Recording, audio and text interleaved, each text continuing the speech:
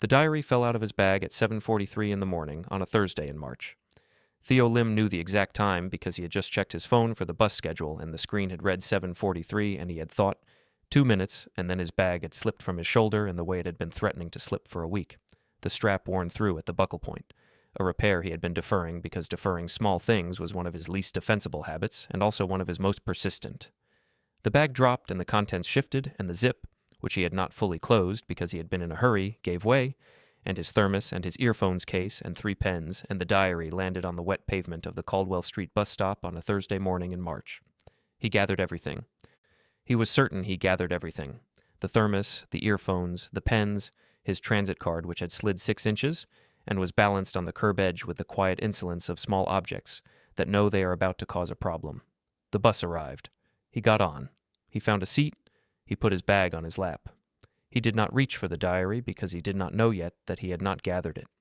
He understood this at 9:15, sitting at his desk in the Graduate Languages Department at Aldenmere University, when he reached into his bag for the pen he kept there and found the 3 drugstore pens but not the pen he was looking for and also, in the process of searching, did not find the diary, and understood in the specific telescoping way of sudden bad news that it was still on the pavement at the Caldwell Street bus stop or in a gutter somewhere or in a stranger's hand. He sat at his desk for approximately 90 seconds, doing nothing.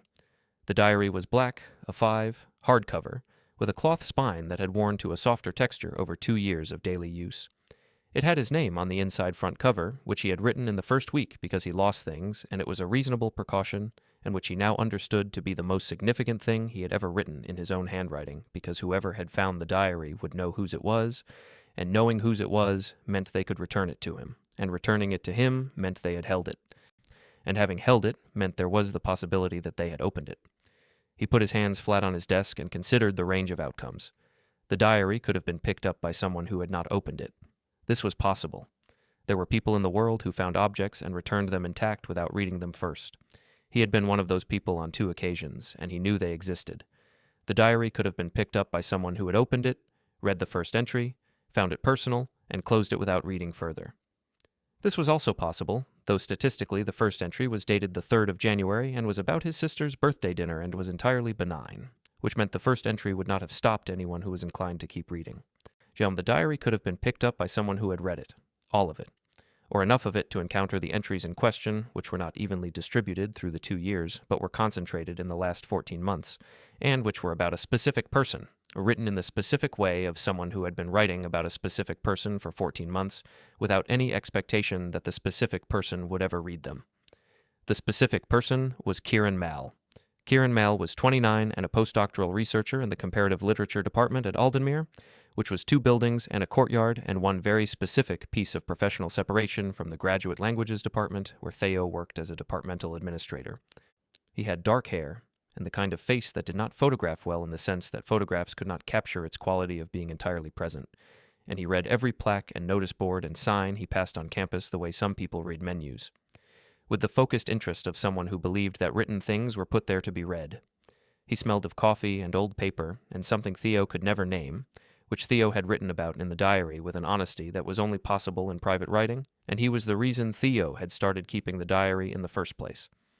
Not because anything had happened. Nothing had happened. Nothing was the central fact of the 14 months of entries, the entire content of which was the interior experience of a person for whom nothing had happened, and for whom the nothing was so full of specific detail and accumulated observation that it required, apparently, an A5 hardcover diary to contain it. He had first seen Kieran at a departmental crossover event 14 months ago, one of the twice-yearly events where the humanities departments mingled in a room full of wine and the performed ease of academics navigating social obligation. Theo had been there in his administrative capacity, managing the room logistics, which meant he was doing something useful while everyone else was performing being useful, and Kieran had come to him specifically, not for help with anything, just to stand near the table where Theo was managing the attendance list and say, "You look like the only person in this room who actually knows what's happening." Theo had said, "I manage the attendance list." Kieran had said, "Exactly." They had talked for 11 minutes, which Theo had counted afterward, and then immediately found ridiculous that he had counted. Kieran had asked about the languages department, not in the polite performative way, but in the way of someone who was genuinely curious about administrative infrastructure, which was an unusual thing to be genuinely curious about, and which Theo found, in retrospect, very specific to Kieran, who was curious about unusual things and showed it without apology. He had walked away after 11 minutes to speak with someone from his department who had appeared at his elbow. No, and Theo had stood at the attendance table and understood that something had happened to his internal weather in the last 11 minutes that was going to require management.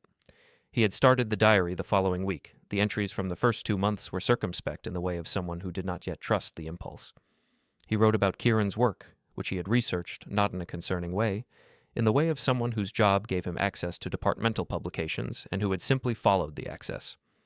He wrote about the 3 subsequent encounters at campus events, where they had talked briefly in the way of 2 people who recognized each other from a previous conversation, but had not yet established the pattern that would make seeking each other out feel natural rather than pointed. He wrote about what Kieran said, and what he had said back, and what he had thought afterward about what he should have said. By month 4, the circumspection had largely dissolved because he was writing in a private diary and there was no audience to perform restraint for. By month 8, the entries were the most honest writing he had ever produced. By month 14, they were the record of a private life lived entirely in the margin of a professional proximity that had never produced the moment he had been writing toward, and that he had, at certain points, stopped expecting to produce. He was 26 years old. He was an omega. He was good at his job, which was invisible in the way of good administrative work. Like present in the negative space of a department that ran well because someone managed the things that needed managing without requiring the management to be noticed. He was also, and this was the fact most relevant to the current situation, the author of 14 months of diary entries about a man who might, at this moment, be reading them. He reached for his phone and called the University Lost Property Office and reported a black A5 diary lost at the Caldwell Street bus stop and gave his contact details and was told they would let him know if it came in. He put the phone down. When he opened his laptop and started his 9:30 correspondence because there was nothing else to do, and because sitting at his desk thinking about all the entries in the diary that mentioned Kieran Mal by name was not a sustainable activity, and the 9:30 correspondence was at least an activity with an endpoint. The call came at 11:47, not from lost property, from Kieran Mal, whose number Theo had in his phone from a departmental group communication on 2 years ago, and who had never called it, and who was calling it now. Theo looked at the name on the screen for 3 full rings. Then he answered. Kieran said, "Theo, I found your diary." Theo's hand on the phone was entirely steady, which was a fact he noted with the detached appreciation of someone observing a physical response that bore no relationship to their interior state. He said, "Where?" Kieran said, "At the bus stop. I was there at the same time you were. I didn't see you drop it. I found it on the pavement after the bus left." Theo said, "I see." "I have it here," Kieran said, "at the department. I can bring it to you or you can come and get it, whichever you prefer." He paused, and the pause was the length of something specific, something that had to be gotten past before the next thing could be said. "I should tell you that I opened it. To find the name." He paused again, and I read some of it. Theo said, "Some. More than I should have." Kieran's voice was even, not the uneven of someone managing guilt, but the even of someone who had decided to be entirely honest about something that would have been easier to be less than entirely honest about. I want to be clear about what I mean when I say that. I read enough to understand that the diary is private in a specific way. He stopped. Theo waited. His hand on the phone was steady. Inside the steady, there was a quality of suspension he did not have vocabulary for, the specific state of a person who is waiting for something that will determine the shape of the next significant period of their life. Kieran said, "You should come and get it. I think this is a conversation that should happen in person." Theo said, "Yes." He said it before he had decided to say it, before the decision-making apparatus of his brain had processed all of the available information and produced a considered response. His mouth produced yes, and his brain caught up a second later and agreed. He crossed the courtyard between the buildings at 11:58, and it was cold and bright, with the specific March light that was sharper than February but not yet warm, and he walked with the even pace of someone who has decided on a destination and is not going to examine the decision mid-journey. The comparative literature department was on the 3rd floor of Marden Hall. Theo had been there twice in 3 years for departmental crossover events held in its common room. He had not been to Kieran's office, which was a small room at the end of the department's east corridor that he knew the location of from the building directory and that he had walked past once in the first month of keeping the diary on the way to a meeting in a different room, and had subsequently written about because the proximity had been the kind of thing that required processing. He knocked on the door. Kieran said, "Come in." The office was the size the building directory suggested, which was small in the way of academic offices that had been divided from larger rooms, with a window that looked onto the courtyard and a desk that had the accumulated geology of someone who read and worked in the same space and had never fully resolved the competition between the two activities. Books in various states of openness, papers in the organized disorder that Theo associated with people whose thinking was systematic, but whose physical environment was a secondary concern. A plant on the windowsill that had been watered recently. The smell of coffee and old paper and the unnamed thing. Kieran was standing when Theo came in, which was something Theo filed with the precision he brought to the details of Kieran that he had been filing for 14 months. He was wearing the dark green shirt that appeared in 2 of the diary entries, which Theo noted with the specific feeling of someone whose private observations are suddenly in dangerous proximity to their subject. He said, "Hello." Kieran said, "Hello?" He held out the diary. Theo took it. He held it with both hands. He said, "How much did you read?" Kieran said, "I should tell you the true amount. Please?" Kieran looked at him steadily. He had the quality of looking directly that Theo had written about in the 3rd month of the diary, the way his attention was total rather than partial, or the way he seemed to have made a decision about you before you had made one about yourself. He said, "I opened it to the middle. The entry was dated the 14th of September. I understood what I was reading within 3 sentences. I should have closed it at that point," Theo said, "and I read to the end of that entry. Then I turned back and read from the beginning for a while. Then I stopped." He paused. "I read perhaps a quarter of it, unevenly distributed." Theo stood in the small office with the diary in both hands and understood what a quarter of 2 years of his interior life looked like laid out for the person it was about. He understood this very specifically because he knew the distribution of the entries, knew which months had been more voluminous and which had been sparser, knew approximately which entries fell at the 1/4 mark of the document. He said, "The September entry." Kieran said, "Yes." The September 14th entry was one of the longer ones. It was about a seminar that both departments had attended, a guest lecture on translation theory, and the way Kieran had asked a question from the 3rd row that had restructured the entire premise of the lecture in a single sentence, and the way Theo had sat in the 6th row and felt the specific feeling he always felt when Kieran's thinking was visible, which was the feeling of watching someone do something they were entirely built for. He had written about it for 2 pages. He had used words he would not have used in any other context. He said, "I see." Kieran said, "Theo." He looked at him. Kieran said, "I want to ask you something, and I need you to know that however you answer it, I am not going to make this into something that is uncomfortable for you to navigate in your professional environment." He said it with the directness that Theo had written about and was now experiencing in the 3rd person of someone encountering a thing they have only previously read. "Whatever you tell me, I will handle it with care. That is not contingent on the answer." Theo said, "What's the question?" Kieran looked at him. He said, "Was it only ever going to be the diary?" Theo stood in the office with the March light from the courtyard window on the desk between them and the diary in his hands, and the question in the air. He understood what the question was asking, which was not whether he had intended to do something, but whether he had believed the doing of something was possible. Whether the diary was the container of something real or the replacement for something real, the second choice of a person who had decided that the first choice was not available to them. He said, "I didn't think the alternative was an option." "Why?" Theo looked at him. He said, "Because you are a postdoctoral researcher in comparative literature and I manage departmental attendance lists."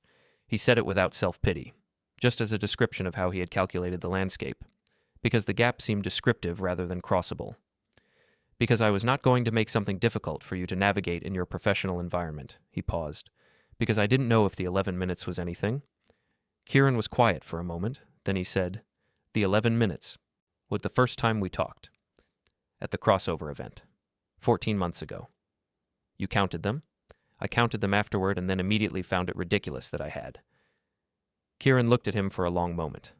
Then he said, "I counted them too." Theo stood very still. Kieran said, "I looked for you at the next crossover event. You weren't there." He said it the same way he said everything, directly and without the apparatus of managing how it landed. "You were at the one after that, and I spoke to you twice, and both times something interrupted us." He paused. "I found reasons to cross the courtyard more often than the work required. I stopped and read every departmental notice board I passed on the chance that the administration of a notice board was something that brought you past them." Theo said, "I maintain the notice boards." "I know." Kieran said, "I found out in the 4th month." He looked at Theo steadily. "I did not start a diary. I'm not someone who processes in writing the way you do. but I have been carrying approximately the equivalent of what you wrote in yours, in a different form, for about the same amount of time. The room was quiet. The courtyard light was on the desk between them, and the plant on the windowsill had its recently watered quality, and the smell of coffee and old paper and the unnamed thing was present, and Theo stood in the middle of all of it holding a diary that had fallen out of his bag at a bus stop and produced the most important conversation of the last 14 months. He said, "You should have said something." Kieran said, "Yes." He said it without deflection. I should have. I told myself the gap was descriptive rather than crossable, too. He looked at Theo. We were both wrong about the same thing. Theo looked at him. He thought about the September 14th entry, which Kieran had read.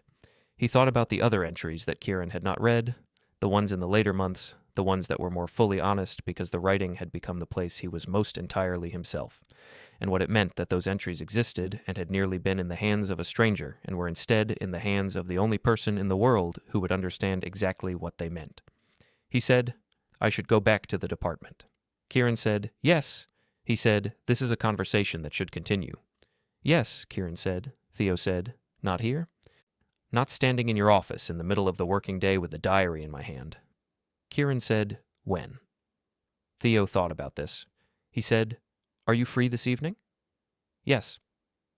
He said the name of a coffee place 3 streets from campus, small and quiet and not associated with anyone from either of their departments, chosen in the moment from a list of criteria that assembled themselves very quickly.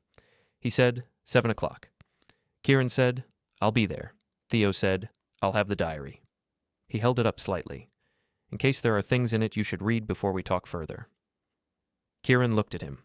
Something in his expression shifted in the way Theo had observed it shifting before. The shift of someone who has received more than they expected and is adjusting their understanding of how much was on offer. He said, "Are you sure about that?" Theo said, "No, but I think it's more honest than the alternative." He left the office. He crossed the courtyard in the March light. He went back to his desk and did not process the morning's events in writing, because the diary was in his hand and because the morning's events were going to require the kind of time and space that a Thursday afternoon of departmental administration did not provide. He put the diary in his bag, properly this time, and he worked through the afternoon with the particular focus of someone who needs to not think about 7 o'clock. He did not think about 7 o'clock. He thought about it constantly. At 4:15, his colleague Priya appeared at his desk with a cup of tea she had made without being asked and sat in front of him and said, "You look like someone who got either very good or very bad news this morning." Theo said, "The diary." She said, "Oh no." He said, "Kieran Mal found it." Priya was quiet for a moment. She was 28 and had worked in the languages department for 4 years and was the only person at Aldenmere who knew about the diary in the sense of knowing it existed and knowing approximately what it contained. Not because Theo had told her specifically, but because Priya was the kind of person who observed things and asked direct questions, and Theo was the kind of person who answered direct questions honestly when he was caught off guard, which had happened twice in the first 6 months of keeping the diary, and had established an understanding between them that neither of them had ever formally articulated. She said, "He called you. He called me." "Attends, he had read some of it. He asked me to come and get it. I went. He told me he'd been looking for reasons to cross the courtyard. I told him I was free this evening." "We're meeting at 7, Priya said, at the coffee place on Renwick Street. Theo said, "Yes." She picked up her own tea. She said, "You've been writing in that diary for 14 months about a man who has been looking for reasons to cross your courtyard." "I know." She said, "The dropped bag was the most useful thing that Strap has ever done." Theo looked at her. He said, "That's one way to frame it. It's the correct way to frame it." She stood. The tea was an act of solidarity. Drink it. He drank it. He finished the afternoon. At 6:45, he put on his coat and his now properly closed bag and walked 3 streets from campus in the March evening to the coffee place on Renwick Street, which had 6 tables and served coffee in large ceramic cups and played music at a volume that suggested it understood people came there to talk. He arrived at 7. Kieran was already there. This would not have surprised Theo if he had been asked to predict it, because early was one of Kieran's habits that Theo had observed 3 times and noted in the diary with the specific interest he brought to all of Kieran's habits. He was at a table in the corner with 2 coffees already ordered, which was either presumptuous or the reading of a pattern, and Theo suspected the latter because Kieran had been to the crossover events where the coffee was provided, and Theo always took it black. He sat down across from him. He looked at the coffee. He said, "Black." Kieran said, "You take it black at departmental events." And Theo said, "I do." He picked it up. It was the right temperature, which meant Kieran had timed the order. Theo filed this without comment and wrapped his hands around the cup and said, "I've been thinking about what to say since I left your office." Kieran said, "So have I." "Did you come to any conclusions?" "Several." Kieran looked at him. "The main one is that I have been in my own version of this situation for long enough that the situation should have been resolved before your diary ended up on a pavement at a bus stop." Theo said, "I was managing it." "I know, that's the problem." Theo looked at him. He said, "It wasn't an unreasonable management. The gap seemed real." "The gap was real," Kieran said. "It's also not the kind of gap that can't be crossed." He paused. "I made the same error in the other direction. I assumed that the asymmetry meant the crossing had to come from me, and then I found reasons that the crossing wasn't appropriate yet, and the reasons accumulated, and now we are here." Theo said, "Here being a coffee shop on Renwick Street 14 months after 11 minutes at a crossover event." Kieran looked at him. He said, "Yes." He paused. "I want to ask you something that I've been thinking about since I found the diary this morning." Theo waited. Kieran said, "What did you want to happen? Not in terms of what you allowed yourself to hope for. What did you actually want?" Theo held the coffee cup, though he thought about this question, which was the right question, the question that cut below the management and the calculation and the gap analysis, and went directly to the thing he had been writing around for 14 months. He said, "I wanted this." He said it quietly and specifically, not a resolution with a bow on it. This. The conversation where we both know what the last 14 months contained and neither of us is pretending otherwise. He looked at Kieran. "I wanted to be in a room with you where the 11 minutes was the beginning of a thing rather than the whole of it." Kieran said, "I want that too." Theo said, "You read a quarter of the diary." "Yes." He said, "There are things in the other 3/4. I imagined there would be." Theo reached into his bag and put the diary on the table between them. He did not open it. He looked at it for a moment, the cloth spine worn to a softer texture, the 2 years of daily use visible in it. Then he looked at Kieran. He said, "This is the most frightening thing I have done in a long time." Kieran said, "I know." He looked at the diary on the table. "You don't have to?" Theo said, "I know I don't have to." He looked at it. "That's why I want to." He opened it. Not to a specific entry, just to the place it fell open naturally, which was somewhere in October, and he pushed it across the table toward Kieran and sat back and wrapped his hands around his coffee cup and looked out the window at the March evening and let Kieran read. Kieran read for approximately 7 minutes. Then he closed the diary gently and pushed it back and said, "The part about the seminar, the translation theory lecture, September 14th. You wrote that it was like watching someone do the exact thing they were built to do." "Yes." Kieran said, "I remember that lecture. I remember the question." He looked at Theo. "I don't remember thinking anything about the question except that it was the correct question to ask." He paused. "I didn't know you were in the 6th row." Theo said, "I was." Kieran said, "I would have said a different kind of thing if I had known." "What kind of thing?" "Something that made it possible for us to have this conversation sooner." He held Theo's gaze. "I have spent 14 months being careful in the wrong direction, which is the direction of careful that protects you from the risk of asking rather than careful in the direction of the other person." Theo said, "So have I." "We were being careful at each other," Kieran said. "Neither of us were being careful for each other." Theo looked at him. He said, "That's a precise distinction. It's the relevant one." The coffee place moved around them in its quiet way, 2 other tables occupied, the music at its considerate volume, the March evening making itself known through the window in the particular blue of a cold night coming in. Theo thought about the diary. He thought about 2 years of daily entries, the first circumspect months and the later unguarded ones, the record of a private world he had built around someone who had been, it turned out, in the courtyard the whole time. He said, "What happens now?" Kieran said, "I'd like to have dinner with you, this week." And then again after that, more than once, in the way of something that is building rather than something that is resolving. But he looked at Theo steadily. "And I'd like you to know that the diary is yours. What's in it is yours. I will not reference it or use it or treat it as a document I have special access to. It was private when you wrote it, and it remains private." He paused. "I'm telling you this because I want the thing we build from here to be built on what you choose to show me, not on what fell out of your bag." Theo looked at him.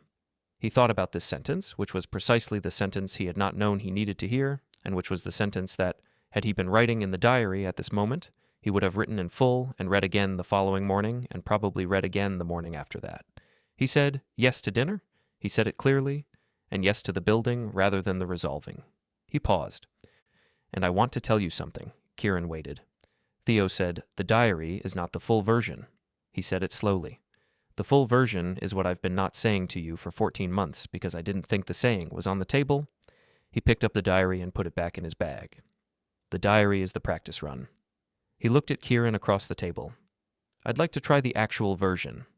Kieran said, so would I. They finished the coffee. They ordered more. They stayed for 2 hours, which Theo did not count, and then later did not find ridiculous, because counting had been the habit of someone keeping track of something that might end, and this did not feel like something that was going to end.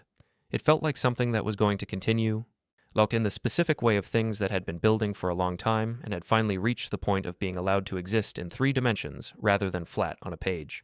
They walked back toward campus in the March cold, and at the point where their routes diverged, Kieran said, Friday, there's a translation studies reading group that meets in the Marden Hall common room. It's open attendance. He paused.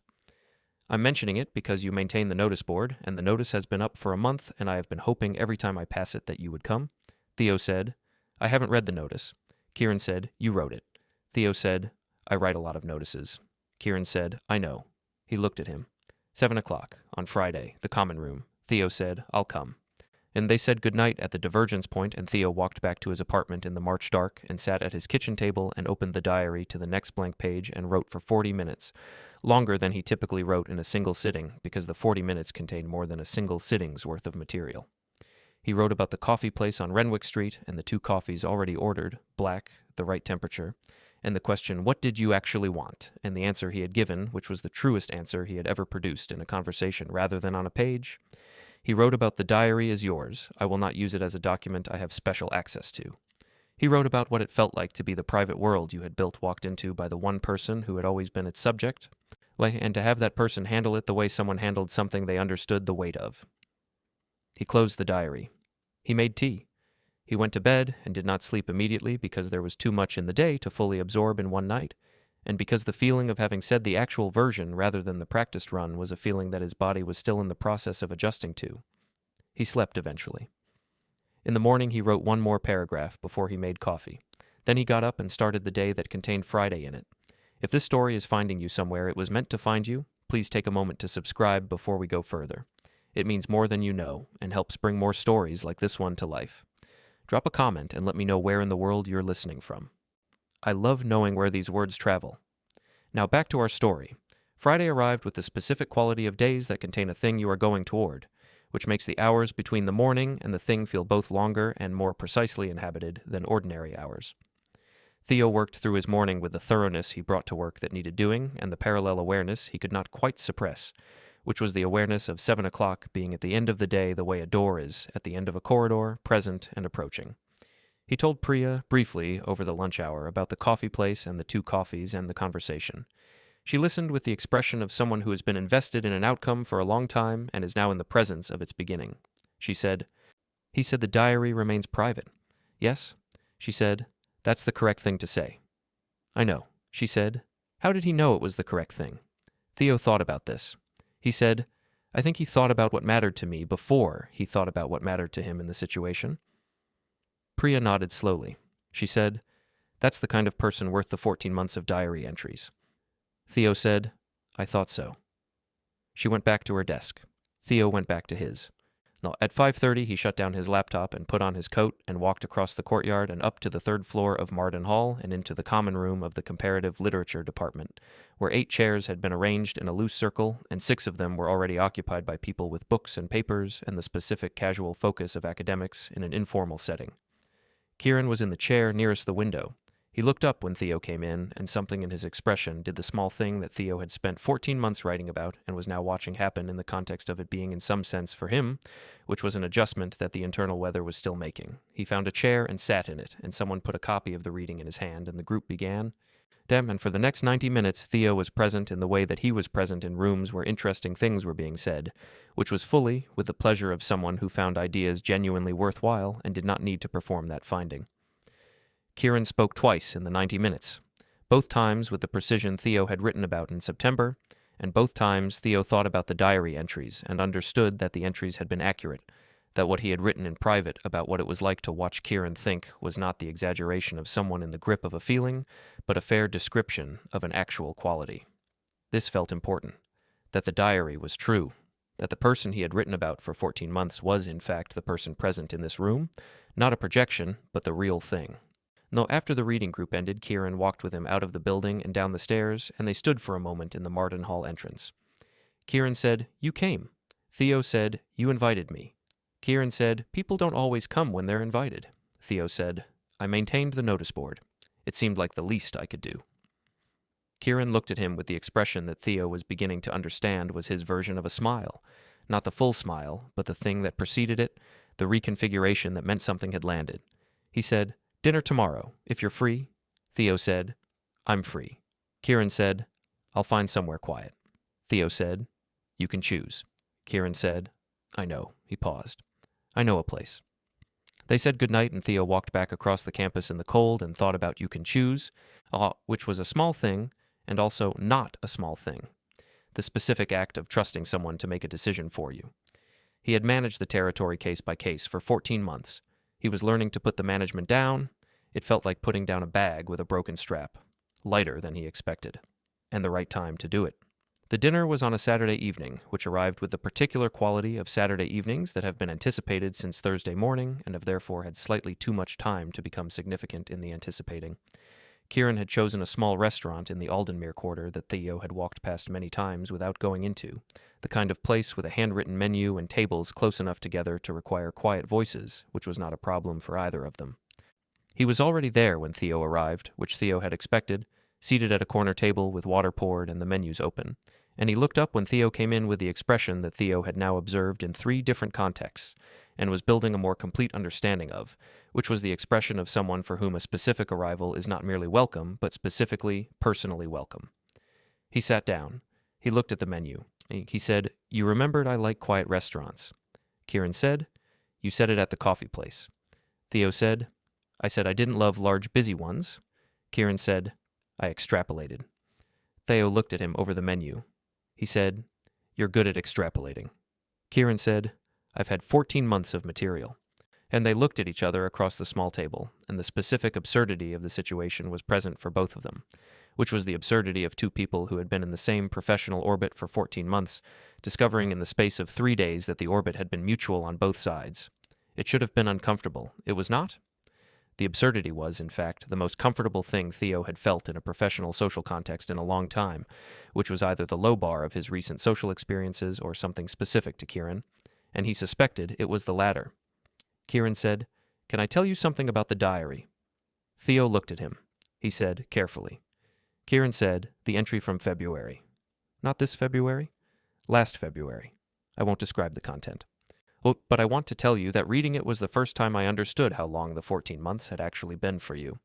Not the duration. I knew the duration. The weight of it." He paused. "I want to say that I'm sorry for not having crossed the gap sooner.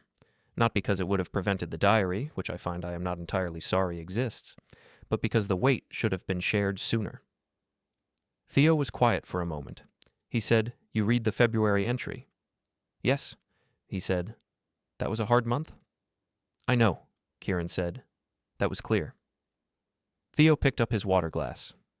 February had been hard for specific reasons that the diary contained and that he did not need to narrate now. He said, "The weight being shared is the part that's new." He looked at Kieran. "That's what I meant by the actual version versus the practice run. But the diary was writing towards something I didn't think I could have. The actual version is having the thing." Kieran said, "I want to make sure I understand what the thing is." Theo said, "This." He gestured between them, the small gesture of someone indicating a space rather than an object. Whatever this is in the building rather than the resolving. The version where the 14 months are known and the knowing is the starting point rather than the obstacle. Kieran said, "Yes, that's what I want too." He held Theo's gaze. "I also want to tell you something that is not about the diary." Theo waited. Kieran said, "The 11 minutes. I've been thinking about that since yesterday." "You counted them?" "I counted them. Like we were both at the same event for the same 11 minutes and came away from it with the same weight and then spent 14 months in the same courtyard not saying so." He paused. That is, objectively, a significant amount of time to spend being careful in the wrong direction. Theo said, "We established that at the coffee place."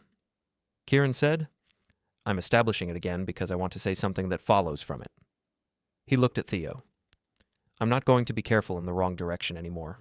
Whatever this is in the building, I want to be careful in the right direction, which is toward you." Theo held his water glass.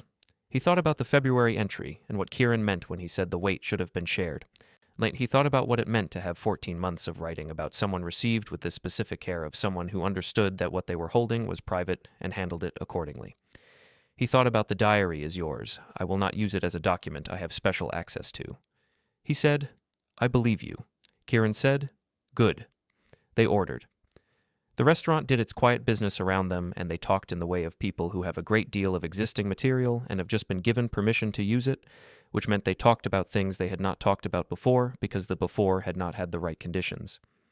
Kieran talked about why he had come to Aldenmere from his previous position. A story about institutional politics and the specific exhaustion of doing good work in a place that had decided what kind of work would be rewarded and decided that Kieran's kind was not it. Theo talked about why he had stayed in administrative work rather than going into academic research, which was a story about the understanding that the work he was best at was the invisible work, the work that made other work possible, and that this had its own value even if it was not the value the institution most readily named. Kieran said, "You describe it as invisible?" He said it with the specific attention he brought to words that were doing more than their surface work. "Is it invisible to you or to the institution?" Theo thought about this. He said, "Both, but in different directions. The institution doesn't name it." "Ilham, that's a fact about the institution." He paused. "I sometimes don't name it to myself either." "That's a different thing." Kieran said, "What stops you?" Theo said, "The same thing that kept the diary private for 14 months. He held Kieran's gaze. The belief that naming it makes it available to be assessed, and that assessment tends to find it insufficient. Kieran was quiet for a moment. Then he said, "I want to tell you what I see when I watch you do the work." He said it carefully, as someone choosing words for precision. "I've watched you at 4 departmental events. You are the only person at any of them who knows where everything is, who has anticipated the problems before they become problems, who has made the room function without the room knowing it was functioning." He looked at Theo. "That's not invisible. That's foundational. Now, the invisibility is a failure of vocabulary, not a failure of the work." Theo said nothing for a moment. He received this. Not as flattery, which it was not, but as an observation offered with the same directness Kieran offered all his observations, without the expectation of a specific response. He said, "The February entry." Kieran said, "Yes." He said, "What it describes is the specific exhaustion of foundational work in an institution that calls it support rather than contribution." "Yes." Theo said, "You understood that from one entry."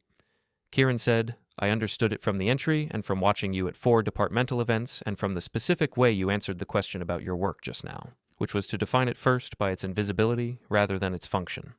He paused. "I've been paying attention to you for 14 months. That produces understanding." Theo looked at him across the small table in the quiet restaurant. He thought about 14 months of paying attention in both directions, 2 people in the same courtyard accumulating the same knowledge from opposite angles. He thought about what it meant that the knowledge had remained parallel for so long and was now finally convergent. He said, "This is better than the diary." Kieran said, "In what sense?" "In the sense that it's real." Theo said it simply. The diary was the truest writing I've ever done, but it was writing towards something rather than being inside something. He looked at Kieran. "This is the inside of it." Kieran said, "Yes." Then he said, "I want to ask you something before we leave the restaurant." Theo waited. Kieran said, "Is there anything in the diary I should know before we build further? Not because I'm asking to read it, because I want to understand if there's something that needs to be said that the diary contains and that I should hear from you rather than from the pages." Theo thought about this. He thought about the specific entries that contained the specific things the February one Kieran had read and the later ones. He said, "There's one thing." He said it carefully. "In the October entry from this year." He paused. "I wrote about deciding to stop hoping. Not dramatically, not as a decision with a date attached. I wrote about the specific feeling of a hope becoming something managed, something folded down until it took up less space." He looked at Kieran. "I want you to know that there was a period when I had put it away." Kieran said. And now? Theo said, It's back. He said it simply, the way he said things that were true and did not require elaboration. The Thursday at the bus stop put it back. Kieran looked at him. He said, I'm glad the strap broke. Theo said, So is Priya. Kieran almost smiled, the full version, and Theo noted it as the third time he had seen it, and noted also that it was the version he had been writing about in the first month of the diary when he had not yet admitted to himself what he was writing toward. They left the restaurant and walked through the March night, and when they reached the divergence point, Theo did not say good night immediately. He said, The diary, the first entry, January 3rd, his sister's birthday dinner. Kieran looked at him. Theo said, The entry before that would have been December 31st. If I had started the diary, then instead of in January, the first entry would have been about the crossover event, about the 11 minutes. Kieran said, Why didn't you start it then? Theo said, Because I spent January trying to convince myself it wasn't the kind of thing worth writing about. He looked at Kieran. I was wrong. Kieran said, You were wrong. I know. Kieran reached out and adjusted the strap of Theo's bag at the shoulder, which had slipped slightly during the walk, the same strap that had failed at the bus stop, and settled it more securely and left his hand there for a moment on Theo's shoulder. It was a small gesture, and an entirely specific one, and Theo felt it the way he felt things that were precisely right, with the specific quality of something that had been waited for long enough that its arrival was recognizable. He said, Thank you. Kieran said, Get the strap repaired. Theo said, I'll do it tomorrow. Kieran said, Good night, Theo. He said, Good night. He walked home in the March cold and wrote in the diary for 30 minutes and then closed it and went to bed and slept immediately, which he noted in the way of a significant data point, because he had not been sleeping immediately for approximately 6 months, and the return of it was its own kind of information about the state of things. April moved through its weeks with the particular quality of something that has been anticipated for so long that its arrival is almost quiet, the way spring arrives quietly after you have stopped expecting it. The strap was repaired on Sunday. The reading group on Fridays became a standing fixture, lay not by formal arrangement, but by the accumulation of 7 consecutive Fridays on which both of them were there, and neither of them suggested otherwise. Dinner on Saturdays, which developed its own quiet ritual in the way of things that are doing what they are supposed to do. Kieran came to the languages department once, on a Wednesday in mid-April, for a reason that was genuinely administrative. He handled the coordination with the brevity that genuine administrative matters deserved, and then, before leaving, said, There's a public lecture on Thursday evening, modal grammar and historical translation. He said it as information, not as an invitation, which was the form of invitation that Theo had understood by this point was Kieran's mode. Theo said, What time? 6:30. Marden Hall lecture room. Theo said, I'll be there. Kieran said, I know. He said it with the certainty of someone who had been paying attention for 14 months and understood the pattern. He went to the lecture. They sat together, which was by this point a natural configuration, and Theo found himself in the specific experience of attending a lecture beside someone whose thinking he had been observing at a distance for 14 months, and was now observing from adjacent, which was a different experience in ways he was still calibrating. Afterward, Kieran said, You disagreed with the modal analysis in the 3rd section. Theo said, How could you tell? The quality of your silence changed. Kieran looked at him. You went from listening silence to considering a counter-silence at approximately the 20-minute mark. Theo said, You've been tracking my silences. I've been paying attention. What was the disagreement? Theo told him. It was a genuine disagreement with a genuine argument behind it, and Kieran engaged with it the way he engaged with all intellectual content, as a thing worth taking seriously and responding to with the full version of his thinking. They stood in the Marden Hall corridor and argued about modal grammar for 20 minutes, and it was the most enjoyable 20 minutes Theo had spent in an academic context in months, possibly longer. At the end of it, Kieran said, You should write that up. Theo said, I'm not an academic. Kieran said, That's not what I asked. Theo looked at him. He said, Who would publish it? Kieran said, I know people.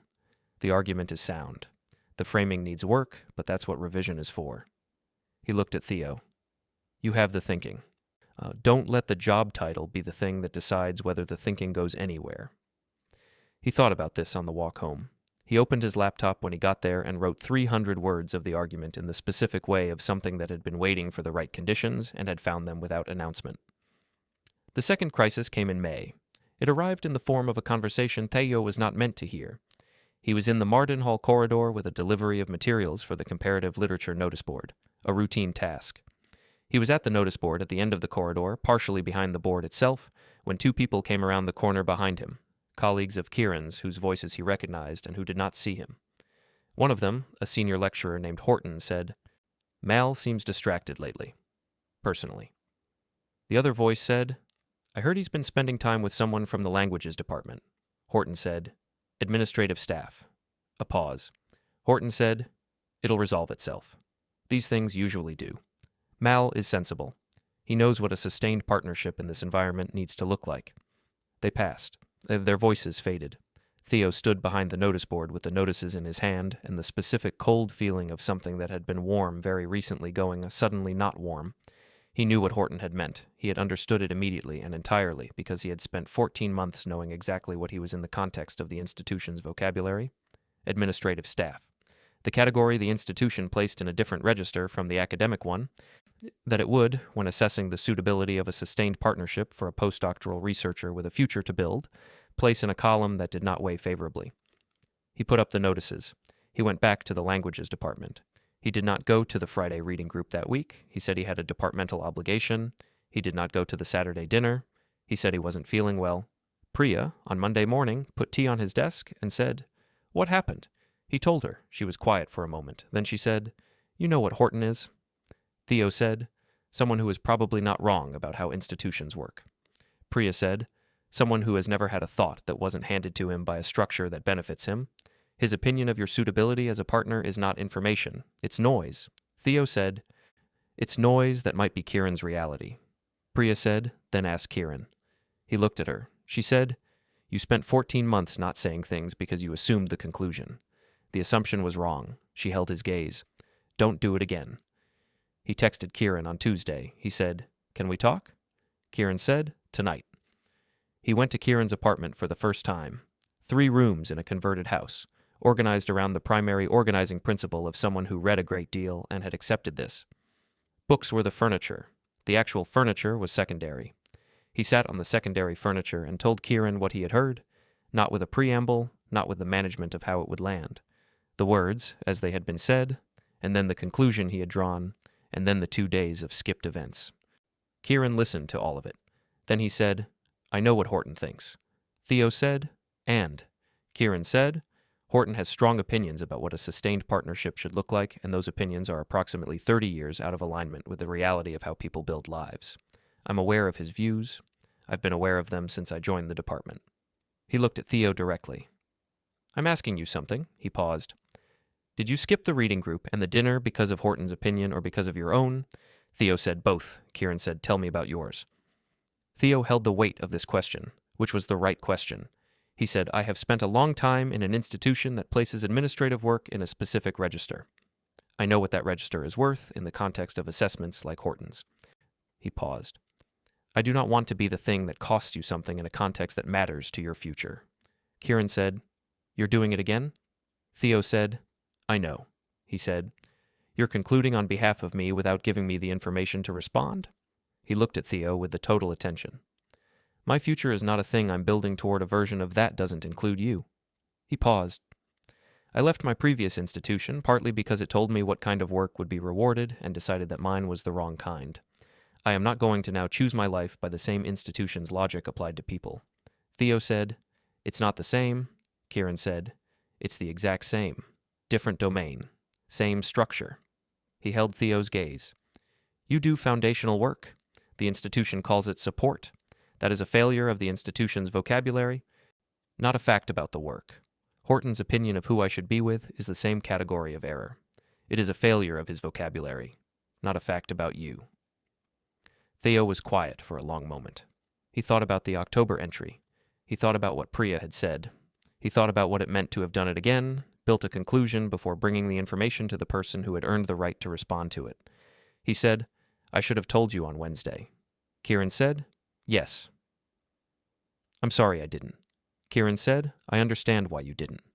The thing you described, the register, the assessment, those are real things. I'm not telling you they don't exist. I'm telling you they're not the terms I'm using." Theo said, "What terms are you using?" Kieran said, "You." He said it simply. "The specific person. not the category. He looked at Theo. The 11 minutes were with you, specifically. Not with a postdoctoral researcher's appropriate partner. With you. Theo held this. He held it the way you hold something that has been said precisely right. He said, I love you. He said it the way he wrote in the diary, without the apparatus of building toward it, because the building had been happening for 14 months and the thing was simply ready to be said. Kieran went very still. Then he said, I've been in love with you since the crossover event. He said it with the directness he brought to all true things. Since you said I managed the attendance list and looked at me like you were wondering whether I was going to be tiresome about it, Theo said, I was wondering exactly that. Kieran said, I wasn't tiresome. No, Theo looked at him. You said exactly. Kieran said, it was the correct word. Theo looked at this man across the secondary furniture in the apartment full of books. This person he had been writing about for 14 months and sitting across from for 6 weeks, and loving in the specific full way for considerably longer than either. And he thought about the diary on the Caldwell Street pavement and the phone call at 11:47 and what an extraordinary amount of consequence had followed from a broken strap and an unclosed zip on a Thursday morning in March. He said, I'm going to write about this evening. Kieran said, I expect so. He said, all of it. Kieran said, I know. He paused. Can I ask you something? Theo said, yes. Kieran said, the diary. The entry you would have written on December 31st if you had started it then. The one about the crossover event. He looked at Theo. Would you write it now? Not the December version. The current version. Everything you would have said about the 11 minutes. Knowing what you know now about what the 11 minutes became. Theo thought about this. He said, that's a significant entry. Kieran said, I know. He said, it would take a while. Kieran said, I'll make tea. He made tea. Theo opened the diary to the next blank page and wrote for 45 minutes while Kieran read at the other end of the sofa, and the apartment held them both in the specific quiet of people who are in the same room without requiring each other to fill the quiet, and the tea went from hot to warm, and the March outside had become May, and the 11 minutes had become this. When Theo finished, he closed the diary. He did not offer it. Kieran did not ask. He said, I'll send you the modal grammar argument, for your feedback before I send it anywhere. Kieran said, yes. He said, Priya thinks you came to the department when you could have emailed. Kieran said, the coordination required an in-person assessment of the resource requirements. Theo said, it took 4 minutes. Kieran said, administrative assessments can be brief. Theo looked at him. Kieran's expression had the full smile in it, the complete version, the one Theo had now seen enough times to have lost count of, which was itself a form of information about the state of things, that the counting had stopped because the occasions had become too frequent to track as individual data points and had instead become simply the texture of being around him. He said, the diary falls open to September 14th. Kieran said, the translation theory lecture. Yes. Theo held the diary. The spine has broken there from how often I've read it. He paused. That's the entry I'd want you to read. Not now, someday. When the actual version has been going long enough that the distance between the writing and the living feels comfortable. Kieran said, when will that be? Theo said, ask me in a year. Kieran said, I'll ask you in a year. He said it with the certainty of someone who had already decided that a year from now was a place he would be, in the specific geography of two people who have found each other and stopped managing the distance between them. Theo put the diary in his bag. The strap held. He had kept his word about the repair. Some things were deferred, and some things were not. He was learning, slowly and specifically, the difference between the two. Now he stayed until late. The apartment was warm, and the books were everywhere, and the tea was long finished, and neither of them was in any hurry. They talked about the modal grammar argument, and about Priya's assessment of the administrative visit, and about a translation Kieran was working on, a long project, careful and specific, the kind of work that took years and was worth the years. At a late hour, Theo said, I'm going to stop deferring things. Kieran looked at him. He said, the strap is the obvious metaphor, but I mean it generally. He looked at Kieran. I've been deferring certain things because the conditions weren't right yet. The argument. Asking, saying. He paused. The conditions are right. Kieran said, yes, they are.